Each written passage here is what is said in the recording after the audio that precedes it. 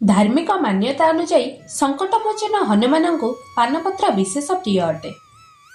मनाए जे मंगलवार एवं शनिवार को हनुमान मंदिर रे हनुमान को पानपत्र चढ़ाइले भक्तर सब मनस्कामना पूर्ण होता है।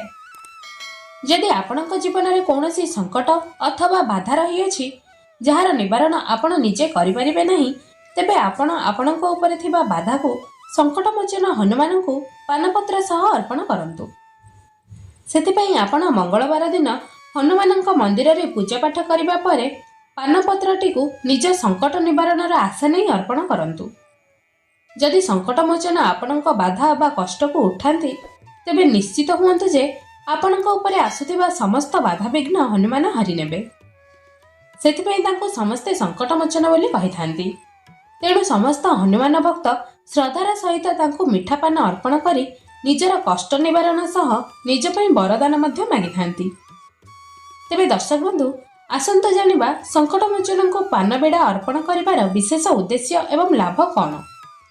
नमस्कार दर्शक बंधु, मु सुरभि स्वागत करुछि आपनको आम प्रभुपाद यूट्यूब चैनल को। दर्शक बंधु, सर्वदा हनुमान को पूजा करिबा परे पानपत्र बिड़ा अर्पण करा जाय थाए। कुहा जाय संकटमोचन को पानपत्र बिड़ा विशेष पसंद। तेबे किपरि प्रस्तुत करिवे हनुमान पसंदर पानपत्र बिड़ा, चलंतु जानिबा।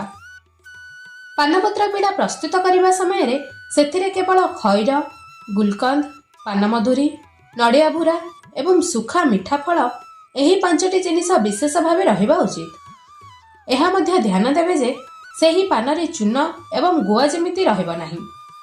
एहा सहित सेथिरे तमाखुर कौनसी जिनिस व्यवहार जेमिति न हुए।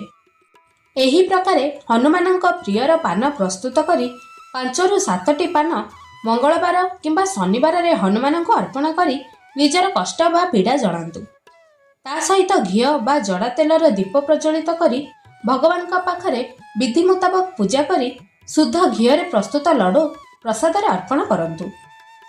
एहा परे हनुमानଙ୍କ मंदिर रे एकाग्रतार सह शुद्ध बा पवित्र मन रे बसी हनुमान चालीसा पाठ करंतु। संकटमोचन को पान बिड़ा अर्पण करिवार समय रे शुद्ध मन रे निजर दुख बा कष्ट को जणांतु। देखिबे संकटमोचन आपनको समस्त संकटरू उद्धार करिवे।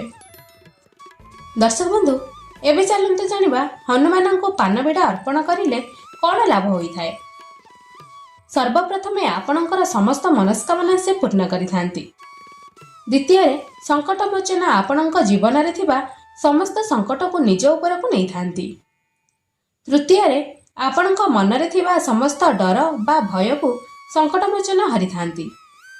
चतुर्थ आपणक जीवन रे सुख समृद्धि बढ़ी थाए एवं हनुमान कृपा सर्वदा आपणक ऊपर रही थाए। शेष रे बजरंगबली आशीर्वाद रहिबा द्वारा आपणक जीवन रे थिबा शत्रुंक ठार मध्य आपण बंची पारिबे।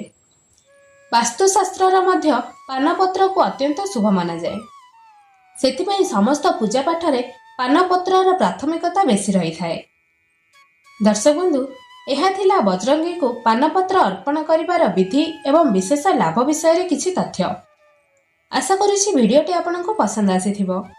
पसंद आसीथिले भिडियोटी को लाइक करी आम प्रभुपाद यूट्यूब चैनल को सब्सक्राइब करने को अनुरोध। धन्यवाद।